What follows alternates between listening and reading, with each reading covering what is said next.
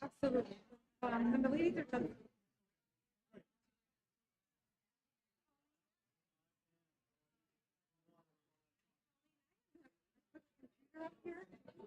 So, I'm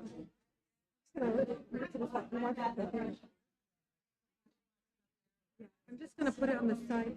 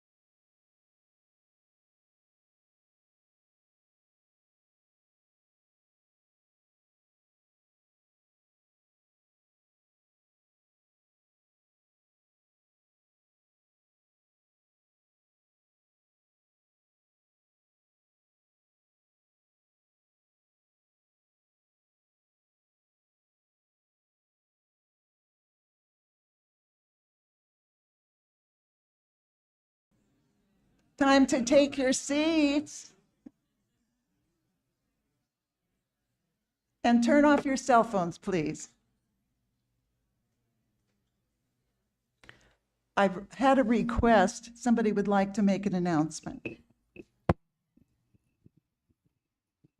Good evening, everyone. I'm Beth Embrescia. I'm Vice President of Judson Foundation, and I know there's so many familiar faces out there, and I think I know most everyone here. However, the three of us would like to say thank you to all of you for making this program, this series, so robust and such a wonderful evening in the South Franklin community every month. And we'd like to thank the committee for their hard work in producing such a fabulous series month after month after month. And I'm sure that the new season will hold so much promise for more engaging conversation and evenings. And so we're really grateful to the committee for all their thoughtful planning and execution of this wonderful series. I'd also like to thank all the sponsors who make this series possible. And without you, we would be nowhere. We need you, and we appreciate you in helping make this all possible. Finally, I would like to thank Pauline for her leadership and all that she does. She leads the committee, but she also does the yeoman's work of the backside of everything that's required to make this series happen. And so I hope you will all join me in thanking Pauline for her leadership and all that she does.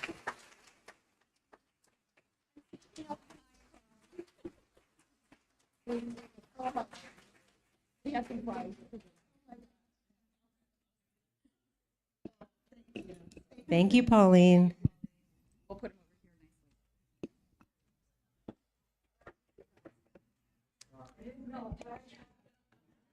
What a finale we have here. And welcome to the finale of our 2024-25 South Franklin Circle Dialogues series, whose purpose is to offer stimulating forums designed to inspire and inform our South Franklin Circle community and the community at large. And this evening, we are indeed fortunate to have a remarkable community advocate who will address the state and future of our beloved city of Cleveland and the Northeast Ohio region. My name is Pauline Remig, as you just learned, Chair of the South Franklin Circle Residents Dialogues Committee. Committee members, please stand.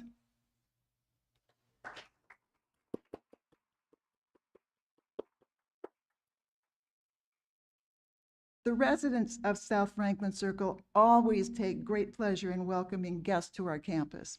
And this evening, we'd like to especially recognize and acknowledge the following. And please hold your applause until they're all recognized. Kendra Erdzig, President and CEO of Judson Senior Living. Nancy Statula, Executive Director of South Franklin Circle. Beth Imbrescia, Vice President of the Judson Foundation. Garrick Lipscomb, he's in the back room. He's the Judson IT Chief Information Officer. And Sean couldn't be with us this evening, so he is live streaming this event. Michelle Lanza, Executive Assistant to the President of the Greater Cleveland Partnership. Elizabeth Longenecker, Philanthropy Associate of Judson Foundation, and of course, our own very Darlene Cash, South Franklin Circle Community Life Director. Applause for everyone. And we can't say it often enough, but we offer our sincere gratitude to all our South Franklin Circle residents who have sponsored this season's series. These sponsorships cover honorariums and reception costs. We're just now concluding the 4th year of this approach to funding support for dialogues, and in recognition of these generous pioneers, we will celebrate and honor them at a special event in June. But now a very special thank you for this evening's sponsors. Pam Isquick, Margie and John O'Brien, and Bill and Carolyn Young. And your Dialogues Committee has selected the speakers for next season, the 2025-26 season, to begin in September. And once we have secured sponsors, the season announcement will come out to residents, and that should happen within the next couple of months. Following today's presentation, we will break and move to Q&A, and I'll be ready with the mic. So especially since we have viewers on our new live streaming system, please wait for the mic, state your name, and then ask your question. And now it's my great pleasure to welcome John O'Brien to the podium, and he will introduce our speaker for this evening.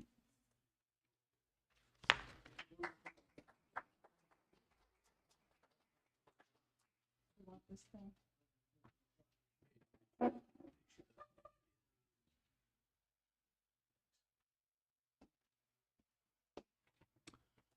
Welcome, everyone. I'm delighted to see you on this rainy evening with 2 elevator banks not working. I'm glad to see most of you got here. That's really great. A number of people in our past sessions have said we need to know more about the speakers. So I'm going to do a little more tonight than we sometimes do. I recognize Baiju as the speaker. I am not the speaker. But it is my pleasure to introduce this evening's speaker, Baiju Shah. Baiju's brief bio is included in the brochure you received for this meeting. Baiju has asked me to advise you that he was born and raised in Cleveland and graduated from Mayfield High School. Baiju has an unwavering love for his hometown and is an ardent fan of the Cleveland Guardians, Cavs, and Browns, as you may have read on the front page of the Plain Dealer today. After high school, Baiju earned an undergraduate degree at a Bachelor of Arts in History at Yale and a law degree at Harvard. Baiju began his career with the prestigious consulting firm McKinsey & Company, and after leaving McKinsey, Baiju was a founder and CEO of Bio Enterprise, a collaborative venture among the Cleveland Clinic, University Hospitals, Case Western Reserve University, and Summa Healthcare, which served as an incubator and accelerator to grow and support bioscience companies in Northeast Ohio. Under Baiju's 10-year leadership, BioEnterprise served 110 startup companies and raised about $1.3 billion with a B of funding for them. For his next challenge, Baiju served 6.5 years as a CEO of Biomotive, a US and UK initiative which raised $380 million to speed drug laboratory discoveries into viable medicines in the US and UK. Biomotive collaborated with pharmaceutical giants Bristol Myers, Squibb, AstraZeneca, Johnson & Johnson, among others. After almost 2 years of serving as the Senior Fellow for Innovation at the Cleveland Foundation, Baiju was recruited to his current position as President and CEO of the Greater Cleveland Partnership, which has the largest membership of any chamber of commerce in the nation. On a personal note, about 20 years ago, I joined the board of St. Luke's Foundation and met this bright, articulate young man, Baiju Shah. It was obvious who chaired the foundation's governance committee. It was obvious that every member of this very diverse board respected, trusted, and had great admiration for Baiju, for his leadership skills and his team building skills. This was no surprise when Eric Schnurr, the then chair of the Greater Cleveland Partnership, introduced Baiju as the new president by stating, "I think what's most exciting about having Baiju at the Greater Cleveland Partnership is his talent as a natural collaborator and his ability to work across a variety of groups, ranging from political leaders to business leaders and civic groups.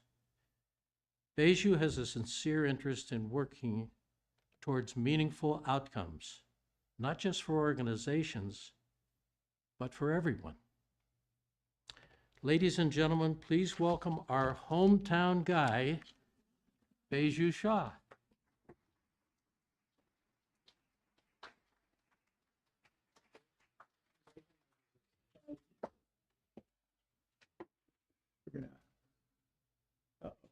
We're gonna have to turn that back on. John, thank you for that very kind and very generous introduction. It's really a pleasure to be here. I had no idea of what I was going to be walking into when John and Pauline reached out and asked me to join this speaker series. And I'm humbled to see so many people here, including many individuals that I've had the pleasure of connecting with over my career here in Cleveland. Great, we're back on here. So I'm going to talk briefly, and then I'm going to be very interested to hear the questions that you've got about anything that's going on in our community, and I'll answer them the best I can. And as John said, it's been kind of a momentous day or so as we have weighed in on one of the dicey issues that's been facing our community. So we can talk a little bit about that as well, because that's one that has been plaguing us and continues to plague us until this decision is settled. So I'm going to start with this, because we talked about newspapers, and there aren't that many people that still get newspapers, but for those of you that get newspapers, how many people saw this headline? I don't know if everyone can read it in the back, but it says the news center of the world is Cleveland, and it was from the Wall Street Journal, just by a show of hands. Okay, so 4 of you, right? I know you guys read a lot, learned crowd here at Judson, but only 4 of you saw this headline. Speak up a little bit more. Is that all right? Is that better? Okay, let me lift it up, do it up. I can just keep giving me signals, and I'm happy to slow down, speak up, do the whole thing. So only 4 of you saw this headline. This is an actual headline that for anyone who has been a longtime Clevelander, we have been dreaming for headlines like this in the national media. And yet, only 4 of you saw that, right? And this happened last April when we had this incredible confluence of events with the eclipse, with the women's Final Four, and opening day of baseball, all happening across the magical weekend here in Cleveland. This article in the Wall Street Journal was all about Cleveland's readiness for that moment because of the work that had been done over decades, right, to get our region ready to look like this and to really be in the global spotlight at the moment, right? So that was a headline. Now, this is going to be hard to read, I'm sure, from the back of the room, but it's in a string of headlines. There's been a whole range of headlines that have been coming out over the last couple of years, talking about this region being a great place for young professionals, for new college graduates. Of course, our healthcare systems being great, being affordable. I could go on and on and on with slide after slide after slide of, the region getting into national publications about not just being a great place to visit, but a great place to live, especially for young talent, right? And again, something we've been working on for decades, dreaming of for decades, and it's starting to get recognized out there.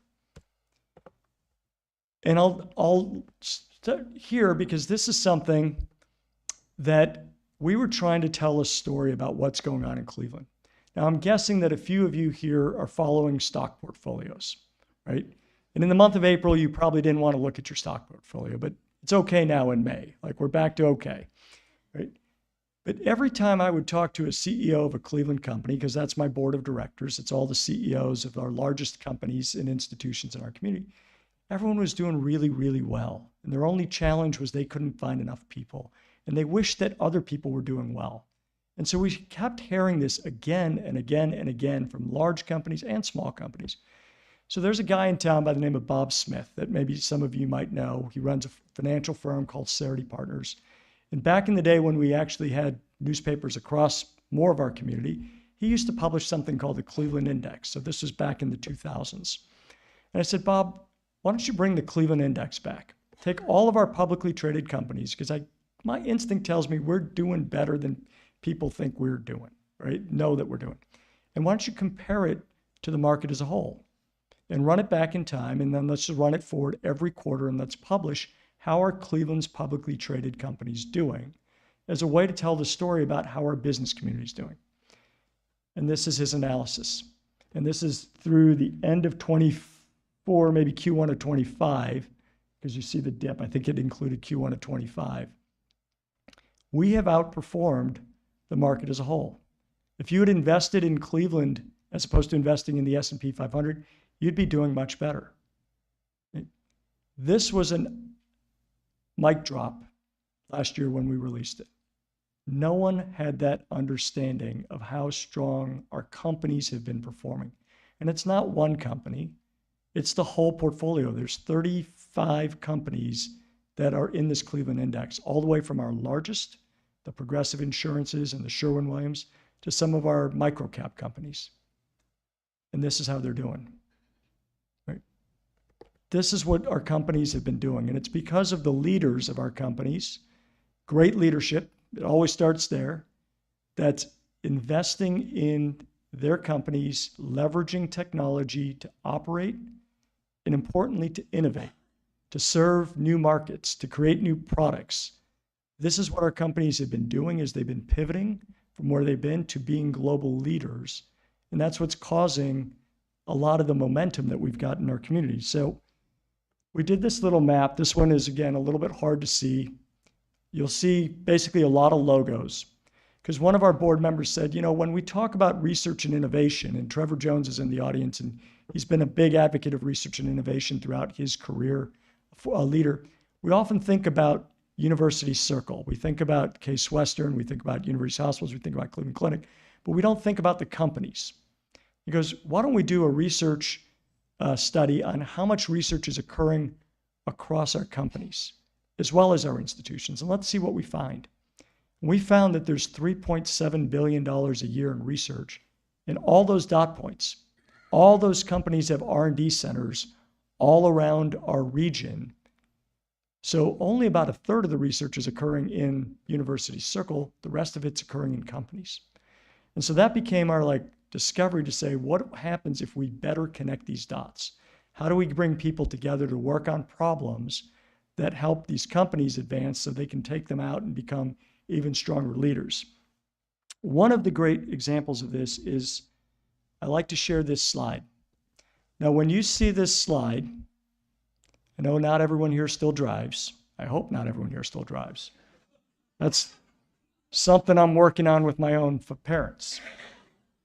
So when you see this slide, you probably think electric vehicle. You might think in your mind of a company, right? Anyone want to name a company? Tesla. Anyone want to name a geography? Where does this come from? California, right? That's what you see. This is what we see. We take an x-ray of that vehicle and we see Cleveland companies in every element of making that vehicle possible, right? We say that rock doesn't roll without Cleveland. It's from the body to the batteries, to the fluid systems, to the electrical systems, to the paint, to the tires, to the charging infrastructure, to the chargers themselves. Our companies, the Eatons, the Sherwins, the Parkers, the Lincolns, the Rockwells, Avery Dennison, Altium, they're at the cutting edge. They're enabling this type of technology. Now, it's not just in automotive, that's our history. Many of you know we're a center of transportation. It's part of the Industrial Revolution that we've been able to bring all the way forward. But our companies are enabling the next generation of transportation. Again, this is going to be really hard to read even from the front row, but it's across many sectors. So Trevor and I did a lot of work in the medical sector. Clearly, what the Cleveland Clinic is doing with quantum computing is amazing. There's another company that some of you may have known called Nottingham Spurk, which is a design company that creates incredible consumer and industrial products that has literally created a cathedral of innovation in University Circle. It's Vitamix, right? Vitamix has got a blender that could basically be a jet engine, right? That is all around the world, and they're right here in Cleveland. And it's all of these companies that are innovating, that are really driving the success of our region by creating new products and services. Now, I'm going to take a little bit of step back and say, like, how did we get here? And I want to start by what is Cleveland? Now, John said at the beginning of my bio, I'm a native Clevelander. I'm a huge Cleveland sports fan, right? And I think the easiest way to think about Cleveland is it's not about the city, it's not about the county, it's not about the region, it's about where anyone roots for our teams. That is my definition of Cleveland, right? It's a big region. Now, if you go by actual technical definitions, it's something called the CSA, which includes everything from Sandusky to Ashtabula, from Cleveland down to Canton. And when you look at that, it's 3.7 million people. We're the 17th largest region in the country. We're the largest in Ohio by a long shot. It's not even close in comparison to Cincinnati and Columbus, right? Their cities might be larger, but not the region. Our region is much, much larger than theirs. It's why we have 3 sports teams. You can't have that much in terms of sports if you don't have a fan base that can support that in a media market. So we're the 17th largest, and that's the region on which we operate as the Greater Cleveland Partnership. We're trying to bring the growth and prosperity of that region forward. So I'm going to dial back in time, talk about how we got here. So as a kid growing up in Mayfield, this is kind of what our downtown looked like back in the 80s. And when I would go down in the 80s for Indians games at the time, or Browns games, Cavs were still out in Richfield at that time, it's an ugly town, right? And now this is what it looks like now. Right? This is what we've done by working together over several decades with our business community and our public sector, public-private partnerships committed to moving our community forward. It started back in 1981. Many of you probably know the story of Cleveland Tomorrow. There was a moment in time when the city was basically pushed into default on some of its loans, where the business community finally woke up and said, if we don't do something to work on the future of our region, this is just going to get worse and worse and worse.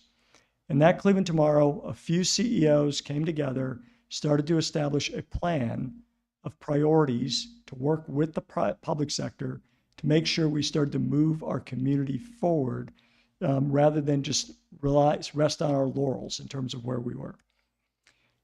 They put together a document that was pretty prescient back in the 90s called Civic Vision 2000 and Beyond, that really laid out a series of priorities, from Playhouse Square to a new convention center to increasing downtown residential population to having Cleveland State go from being just a pure commuter school to a school that had a student population there, all to increase vibrancy. And over 2.5 decades, it's moved downtown forward from a downtown that looked like when I was growing up to a downtown that people want to live in, and that the Washington Post a year and a half ago just said America's best example of turning around a downtown, right? That's what our civic community did. Now, I came onto the scene when I returned into this community in the late 90s, and we were going through something at the time that those of you that read The Plain Dealer was called a quiet crisis, right? So while our companies were changing, our community was still eroding jobs because we weren't investing in new sectors. We were still kind of resting on the sectors that had brought us into that century rather than the sectors that were going to take us into the 21st century. And so there was a lot of work to be done there. A number of us got involved from the business community. I was at McKinsey at the time. It was part of the teams that worked with our CEOs to develop strategies, which led to the creation of bioenterprise with our health institutions to say the medical sector is a clear sector where we had incredible promise because of the excellence of our clinicians and the excellence of our researchers and their commitment to being at the cutting edge. And we spent a lot of effort with organizations like bioenterprise, Team NEO, Jumpstart, initiatives that the research institutions would lead to create new economic clusters. Something you're not going to be able to read from even the front row. But basically, this shows you there was a huge change in the last 20 years in the components of our economy, our GDP. Finance and insurance went up by 44% in real growth. Professional and business services, which includes the management companies, went up by 71%. Healthcare went up by 48%.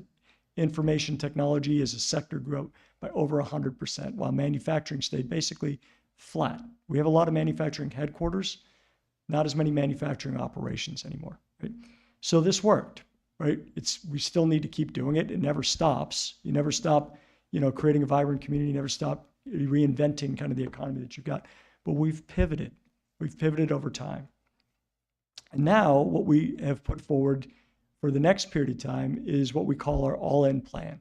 Our all-in plan to become a great region on a great lake. And I know we've got handouts probably somewhere for you that you can see this whole plan. But that's when I came into Greater Cleveland Partnership 4+ years ago. We worked with the CEOs to say we need a vision for where we want to take this region. And we need measures for how we're going to measure our success, and then strategies for how we're going to get there. So we said there's going to be 3 things we're going to track ourselves on. As a region, how fast our business is growing, how fast is income growing, and how fast are jobs growing. That's it. That's our scorecard in terms of growth and prosperity. Business growth, income growth, jobs growth. And we're going to stack rank ourselves against every other Midwest large metro, except for Chicago. Chicago's a little different. And we're going to see where we want to be in the top tier. We want to be in the top 4 of what it's 11 metros that we publish on every year with federal data. When we were looking at this in the last decade, in the 2010s, we were kind of middle of the pack. We were 5th, 8th, and 8th on these 3 measures. So we weren't the worst. There were 11 regions, but we were nowhere near our potential. And we basically set a sight and say, in this decade, we have to be in the top 4, right? So we released the data in the 2020s every year. This is for the entire decade, not for any one year. We're still 7th on business growth, so we went up by 1. Income, we're now in the top 3. Our income growth has been the 3rd fastest of all the Midwest metros this decade. Jobs, we're number 10, right? But I'll tell you what, jobs are number 10. We don't have enough people. We have among the lowest unemployments. We have the lowest unemployment in Ohio and have had the lowest unemployment in Ohio for the last 2.5 years. We have very low unemployment still as we've gone into 2025. We're still just above 4% in the latest data. Our number one issue right now is people. So it's not that we don't have jobs, we don't have people. Our businesses are growing, we don't have enough people, and that's what's driving income growth, because the only way that the businesses can get people is by paying up wages. And so that's what's going on right now in our economy. You can read more about the plan. It's got 4 elements. It always starts with businesses, because regions Great regions start because you've got businesses that are producing, serving the world, growing, creating the jobs, creating the opportunities for wealth, for everything else. But our businesses, as I said, need talent. So the second priority is making sure they have enough people. And we can talk a little bit about the strategies of what we're doing in our Q&A. We need to make sure if you want abundant talent, you need to have everyone included.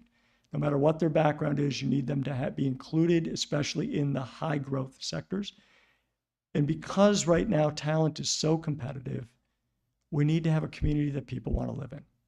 We need to have the types of resources that communities want, whether it's sports, whether it's arts, culture, parks, airports, the types of neighborhoods, the communities and schools across our region. We need to have a community that actually appeals because talent has choices.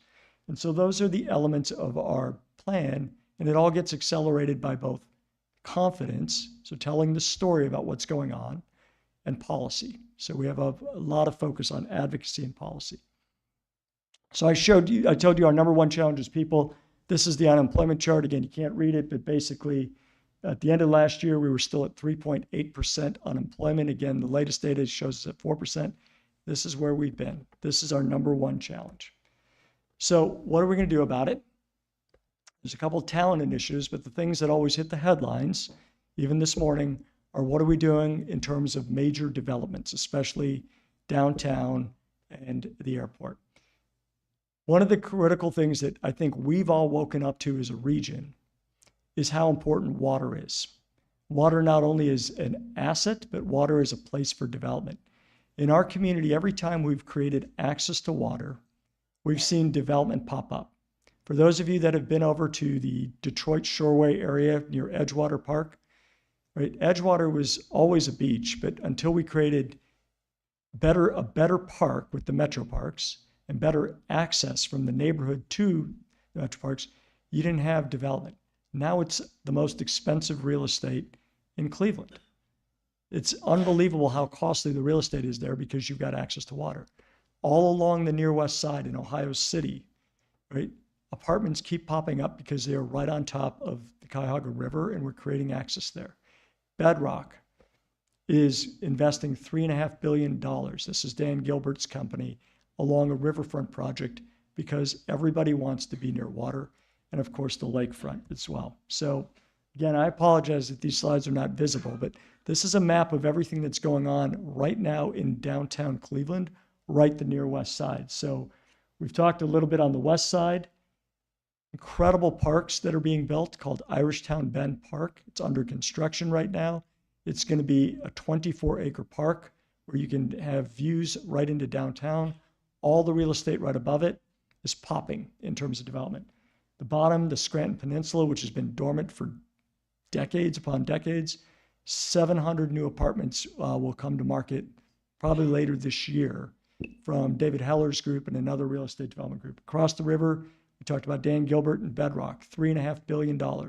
Construction underway already for the Cleveland Clinic, Cleveland Cavaliers' new Global Peak Performance. We've just renovated our ballpark. You keep going around, the Rock Hall of Fame is doing a $150 million expansion right now. And of course, right in the middle, Sherwin-Williams completing Public Square and completing our skyline. And a huge investment that's eluded us for 4 decades, finally getting completed, and they will take occupancy of 1 million square foot shining skyscraper later this year. So a lot's going on right now because we know that this is a point of demand. Every time we build things near water, people want to live there. People pay prices that people in Cleveland are shocked by because they're like, well, why don't you live in an apartment there? It's a lot cheaper. It's like, I don't want to live in cheap. I want to live here. Right? I want the amenities. I want a lifestyle. I want walking neighborhoods, especially young talent. This is where you're seeing lots and lots of our younger team members live. And what's been interesting about the city of Cleveland is it's become a reverse commute city. So there are a lot of people that live down here and commute out to the suburbs, to different counties for their work, but because they want this lifestyle that we've been able to create over the last several decades. And then that last thing that I'll close on, and then we'll open up for Q&A, is hopefully you saw the news about something that has also been a huge priority for all of us, which is we needed to move our airport out of the 20th century and into the 21st century. And 2 weeks ago, our mayor announced a deal with the airlines to do a complete transformation of Cleveland Hopkins Airport to modernize our airport in a $1.6 billion plan that's financed by the airlines and the passengers effectively. So this is on the drawing board, not on the drawing boards. This is now in the development. It's already under construction has started for the last big thing that's going to be happening. So there's a lot going on right now in Cleveland. We've got this incredible convergence. Starts in, with businesses that are thriving. We need to get more people here. That's our Achilles heel right now, is it's all about the people. It's no longer about the companies. It's about the people. And you can see the amount of investment going on and the development that's going on. With that, I'm going to pause, say thank you, and open it up for Q&A. Now,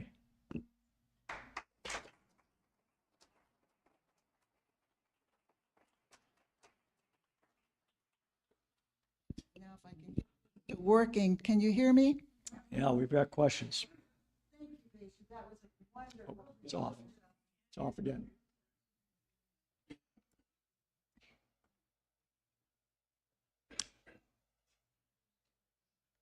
Does it work? Yes. Okay, super. Remember, state your name and ask your question. Questions?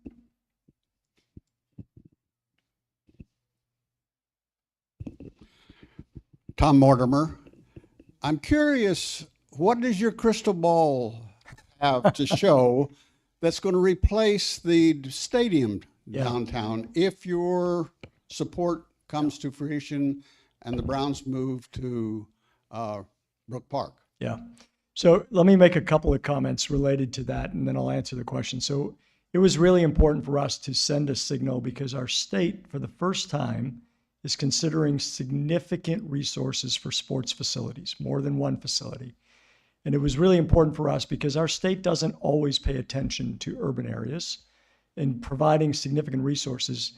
Our governor and our legislative leadership was asking for not just the private comments, but some public comments of support so that they can convince other legislators to continue to follow through on some of the proposals that are out there. You're going to see a very different proposal coming out of the state Senate in 2 weeks, but if we've got the Senate leadership, House leadership, and the governor all interested at a moment in time, we wanted to make sure that those resources come forward to support our local communities to spread the burden, right? So some of people have asked about me in the past about, what do you think about a multi-county thing? I said, I love multi-county things. They're called states.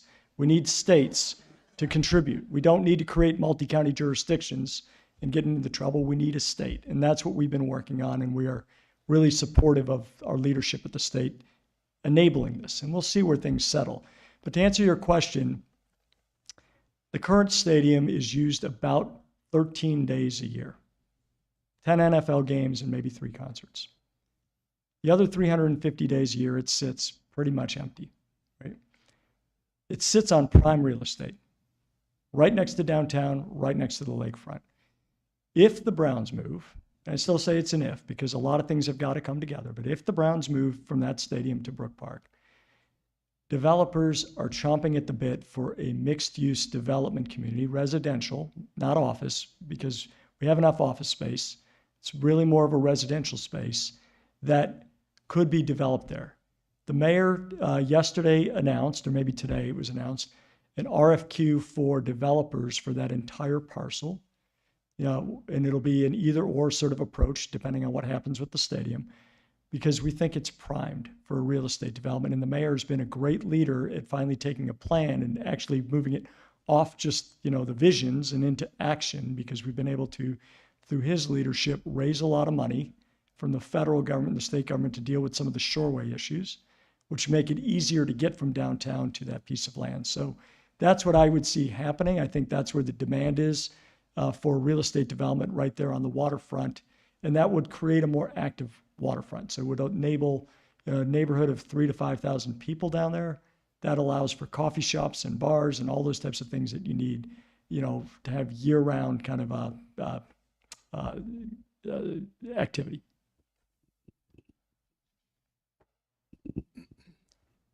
Trevor Jones. Thank you, Baiju, Trevor. for an outstanding presentation. Would you permit me to add 2 items? Sure. The first is one of the fundamental devices to stop traffic accidents is the 3-way stop sign developed by Morgan, Okay. and he was the son of a slave. Mm-hmm. And the second one was in Ohio City. They made passenger cars before Henry Ford did in Dearborn. That's great. Thank you. Thank you. Good examples. You know, we like to say that innovation is in our DNA. We have been a part of innovation. That's what sort of built this region. It built sort of a lot of the wealth and the institutions that we still enjoy. And, you know, it's still in our DNA and it's finally being re-expressed coming out. Hi, my name's Joe Libretti. As you know, the Cuyahoga County Jail's moving out to Garfield Heights. Yeah. And I believe it's Chris Ronane's grand master plan to eventually move the Justice Center out Yep. there. Is that right? And if so, Yeah. what would happen? So I know the jail for sure. The county has got plans to do it, and I believe construction begins on the jail maybe in 2026 or so. The Justice Center, they're looking more at downtown sites. They're just looking to move it off of where it is and move it to perhaps another building downtown. I know they've done a request for information, but they haven't made a selection of where the Justice Center would move. That would open up 7 acres, you know, right next to the convention center, right next to the Hilton Hotel for development. And that would create another kind of interesting development opportunity if they do move the Justice Center.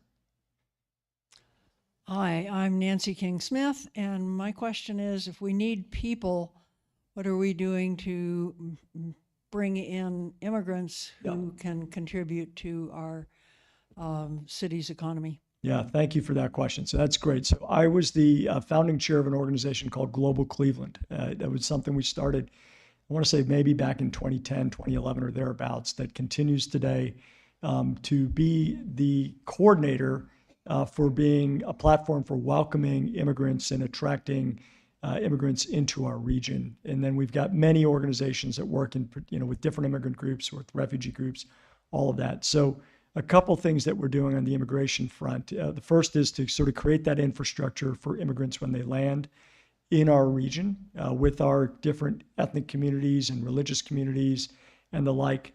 The second is our county last year opened up a welcome center to be kind of a one-stop resource in addition to using the public library system so that as immigrants come in, they are able to connect to services, they're able to connect to jobs.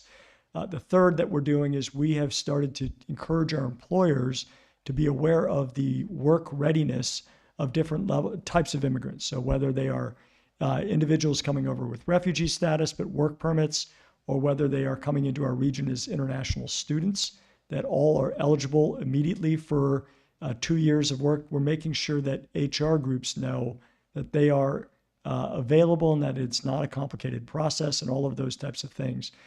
We have to attract more immigrants. It's sort of what built our region. You know, we're a wonderful region that's blessed with 147, I think, ethnic communities and a wonderful Cleveland Cultural Gardens. And so we are partners in all of these efforts to push that forward, because that is a part of the solution to the talent challenge. It's not alone, but it is absolutely a part of the solution. In the back. Yeah, my name is Ray Weiskin. I have a question. Have they been able to locate an appropriate place if they decided to move Burke Lakefront, the airport out? Because that land is a lot of land, and it would really encompass eventually a lot of residential housing or beaches along that area. Yeah, no, thank you. It's like I've got plans for the things that I care about. It's immigration, the Burke. Yeah, we first of all, at GCP, you need to know the business community is 100% behind shutting down Burke. We are excited that the mayor took the studies, demystified some of the old reasons that were not real reasons as to why you couldn't shut down Burke, and has put out there his support for shutting down Burke. And now we're going to work with him arm in arm with our federal delegation to get that done. And so in terms of the activities, the only significant user of Burke right now is the Cleveland Clinic. It used to be many more, but a lot of the private jet travel has moved over to the county airport or moved to Hopkins. The Cleveland Clinic still runs a lot of flight operations out of Burke, but they are willing to move those operations. And so that's the biggest thing. There's a flight school there that can be moved to any other airport that is kind of a small partial service type of airport. And then, of course, then there's the air show. And I'm like, we're not going to keep Burke Lakefront open for 3 days a year, right? That is a bad use for 3 days a year. So the air show is the one where we don't have a solution for the air show. You know, who knows where that can go, but we absolutely need to shut down Burke. My name is Edna Sternad, and the question that I wanted to ask is about YPO, Young Presidents Organization. It's an international organization. I'm wondering about their involvement in Cleveland. Yeah, I don't actually. I know members of YPO, certainly that are both on our board as well as sort of community colleagues of mine. I don't know enough about what they do in our community to answer your question.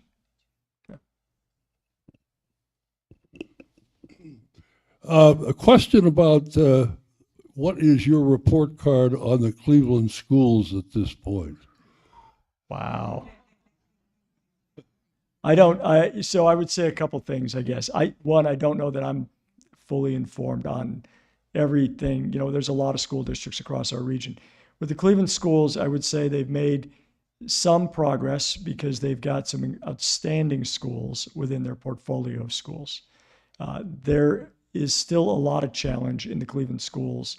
Part of it is structural, right? Part of it is the community and challenges that people have within the community, whether it's poverty or other types of challenges.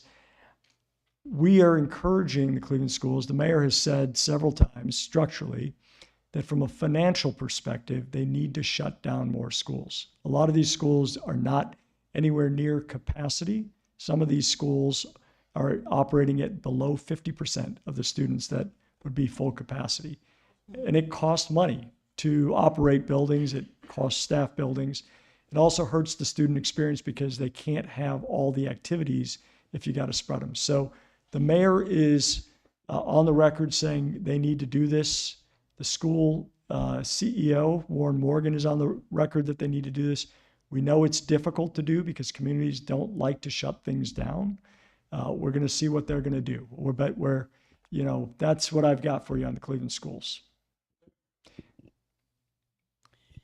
Yes, I'm Jenny Jones. I prowl around this town a lot. Yeah. And one of the things that impressed me, and I'm not from here, I think I agree with you, this is one of the best towns in the world. Yeah. But I'm very concerned about the architecture that's happening in different places. They've got white boxes down in the middle of the bottom on the river, and there's no personality. And I think that's something this city is known for its great architecture, and we've had some great architects who have worked here. And I would hope somebody would pay attention to the beauty of what has to be put in. It does count. No, I think that's a great perspective. And one of my good friends, Lillian Curry, who leads the Cleveland Foundation, I know who spoke here as well, is an architect and also the head of the Planning Commission. And so I'll put the burden on her to make sure that she's bringing that type of design into our community so that it's not sterile design. Yeah. I'm Beth. I can't help but ask this question, and I don't intend for it to be controversial. However, It's not a about lot of what you're football, is it? doing, a lot of what you're doing is, of course, to promote the economic development of our region. But as a staff member of this organization, is anybody thinking about how Cleveland can additionally be a fantastic place to retire and Yes. have a meaningful life? You know, we hear people say it's the best kept secret. Everyone should think that this is an enviable place to be. And so how are we thinking about our older adults? Yeah, that's a great question. So I'll be honest. So the first thing we've been thinking about our older adults is how do we get them back to work? right? So, sorry, but we need talent, right? And so that's one of the things that seriously we are thinking about this because, if you've got flat population and you've got people living longer lives and wanting to remain productive, but maybe not 40 hours a week productive, one of the things that we are exploring is how do we need to start helping employers adapt to enable people to work longer. But in terms of kind of senior services and senior living, it's not something we've been engaged in, but I would agree with you. It is an incredible place to live because of the amenities, but also because of the healthcare, right? You need to have healthcare.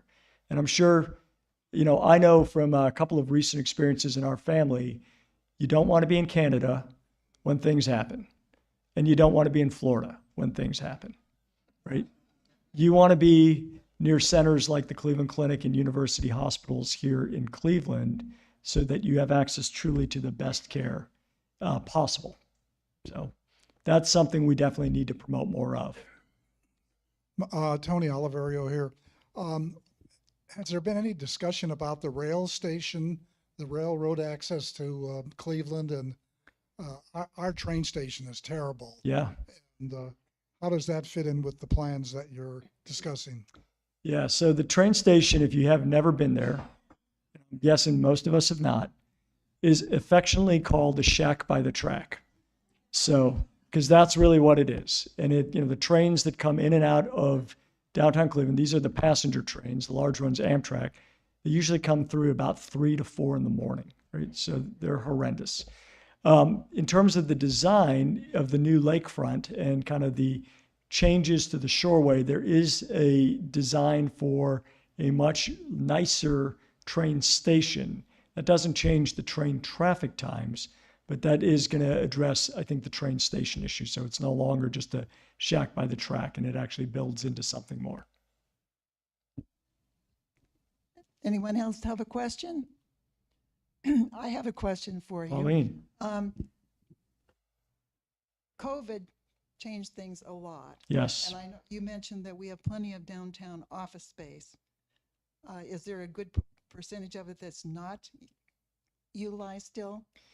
Yeah, so downtown, this is actually timely because you'll see something else coming out from us in the newspaper in Cranes, I think, either tomorrow or the next day, is we've been having a lot of conversations among our CEOs about how do we encourage more in-office presence.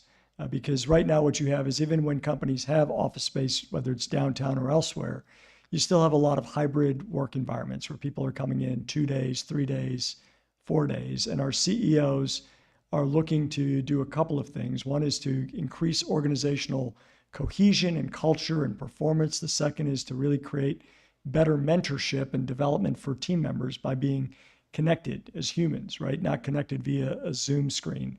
And then the third is it really supports small businesses and our community, kind of the vibrancy. And so we're encouraging, given actions that have happened at the federal level with national financial firms, national technology firms, with our state government that have all moved back to 5 days in, we're encouraging a dialogue and now an awareness among Cleveland companies, downtown and suburban, to strengthen their in-office policies. And so over the next 40 days, we're encouraging everyone to consider adopting enhanced policies. We've given them some guidelines. We're creating forums for people to talk to each other so that HR professionals know how to answer the questions and address concerns that are going to come up to try to encourage more of it.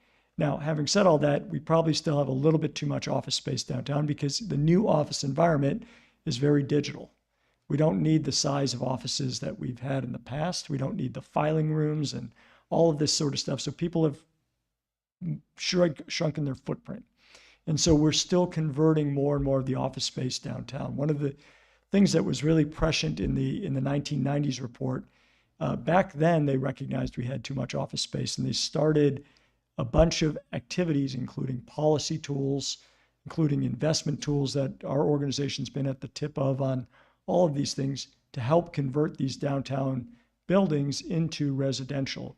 And we still have to keep going, even though we're a leader in this nationally, because we had a 20-year head start. We still probably have another 2 million to 3 million square feet that we need to keep moving out of. Like Medical Mutual just is their buildings being converted now to apartments and a hotel. We just need to keep converting office space downtown into residential so that it's something that people are living in, the building comes back to life, and the vibrancy on the streets is increased. Is your sense that people, young people, I think, have been tending toward moving downtown, that they will stay and raise children? And Yeah, that's a great question. So we, both downtown as well as I'd call it the near west side, these are big critical questions, right? And when you get to that point, before you get to children, you get to pets. So one of the big issues downtown was you need to have a doggy daycare. We finally have doggy daycares downtown because there's enough demand for that. You need to have that sort of stuff, right? So you got to get there. But then the next thing will be, of course, childcare and then eventually schools. There are some great schooling options, both on the near west side and in the near east side. You know, Campus International is one of those schools right in Cleveland State, the Urban Community School, for those of you that have heard that. There's other school options that people are choosing to keep their kids there so they can continue to live in these areas. But that is going to become an increasing factor as we have more and more young professionals, is that they're going to want to have great schools in their communities, just like everywhere that I'm sure all of you lived. You know, it's an important factor. Please. There's questions here, here, there.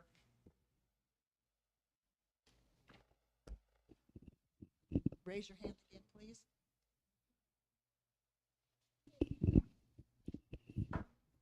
please. David Miller is my name.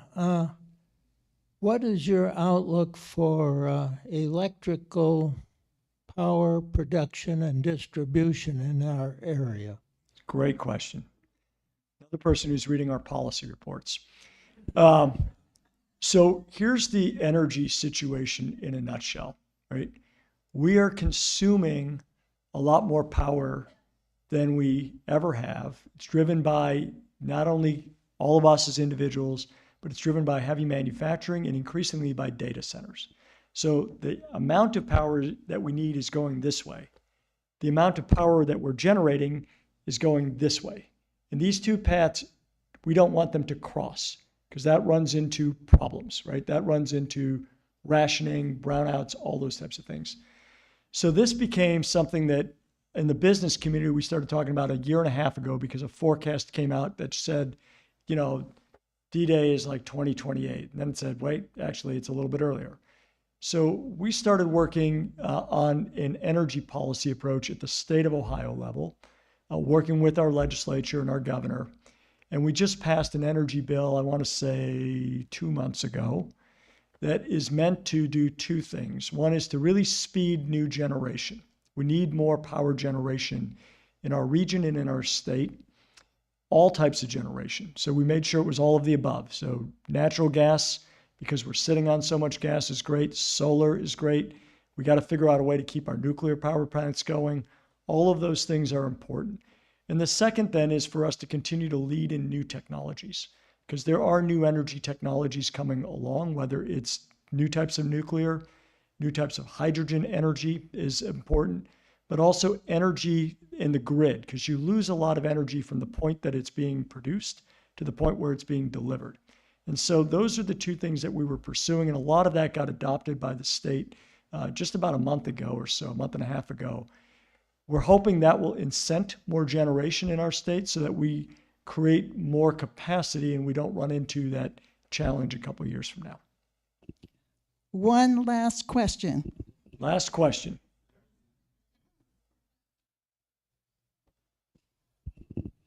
Okay, one more from me. I think, you know, Cleveland's a great place and these headlines are wonderful. There's also the headline that Cleveland has the highest the poverty rate for children. Yep. Or second, it goes back and forth. How does that factor in, to getting this all figured out? Yeah, these are vexing challenges. And so let me say a couple things in first context, right? So the city of Cleveland is 370-ish thousand people. It's 10% of our region of 3.7 million. So when we're reading headlines about the city of Cleveland, you're reading about headlines for 10% of our region, right? poverty is concentrated in not only Cleveland, but several other cities throughout our region, right? It's not exclusively a Cleveland problem or even an East Cleveland problem. If you look in Lorain, if you look in parts of Painesville, you've got poverty, heavy poverty concentration in many parts of our region. What we're doing about, at least from our perspective at the Greater Cleveland Partnership, is trying to make sure that as students are going through education, that they have exposure to the breadth of career opportunities that are out there, so they know more than what their parents are doing or what their family members are doing, but they've got broader awareness and broader inspiration. A couple of years ago, we launched something with 70 companies and about 30 civic organizations that's called the Greater Cleveland Career Consortium. And it's meant to give kids now in 11 different school districts, see Cleveland School District and probably 10 that are right around Cleveland, during their high school years, career learning and career exposure. And in just the last 3 years, they've now had 35,000 students get that exposure. And that's meant to give people an inspiration so that we create excitement for a pathway that's either directly into employment, into maybe a career tech type of program, into a community college, or into college. It doesn't matter where they're going. If they don't know that they can do that, they're not going to pursue it. So that's one very important thing for us in terms of lifting individuals out of poverty, is by giving them access to an awareness of opportunity and then pathways to that opportunity. The other part of this is we really need to upskill our existing workforce. So the thing that we are existentially concerned about beyond just population is technology is constantly changing everyone's world, right? And I'm sure everyone in this room has thought about, experienced some version of AI, and probably has been blown away by what it can do, right? It is stunning, whether you're just trying to compose a funny poem for somebody, or whether you're trying to do research on a topic. It's amazing what AI can do, and it's just going to get better and better and better. And it's going to start to replace some of the work that everyone's doing, not in factories, but in office settings, right? In healthcare settings, because it's capable of doing this. And when it becomes productive, every enterprise is going to say, this is more effective and more cost effective, and I'm going to switch. So we are very concerned about this because it's going to hit a broad swath of jobs. State level, we helped champion policy that's called Tech Creds for short, that the governor and the lieutenant governor, the prior lieutenant governor, John Husted, and the current lieutenant governor, Jim Trussell, championed. And it's basically policy that we've created at the state level where the state will share in the cost of training anybody that's in your organization today with new technology skills, new credentials. And these are like 500 different types of things that you can learn how to do so that they can stay more productive. And this is really important for people that are in working poor, is the way, because they are great team members. They are doing everything any organization has asked them to do. They show up every day. They're good team members, but they don't have maybe the background or training necessary to go up the ladder and to climb out of the working poor and into the middle class. And so we are trying to penetrate that throughout our organizations to really also help people out of poverty. Wonderful presentation. Thank and you. Lots for us to think about. So I'll close by saying thank you. And for those of you that are in the digital world, and if you want to know what we're up to, we're on every platform that you're probably on. And you'll learn a lot more about what's going on in our community if you follow us on one of these platforms. Thank you Thank very you for much. having me. And now we'll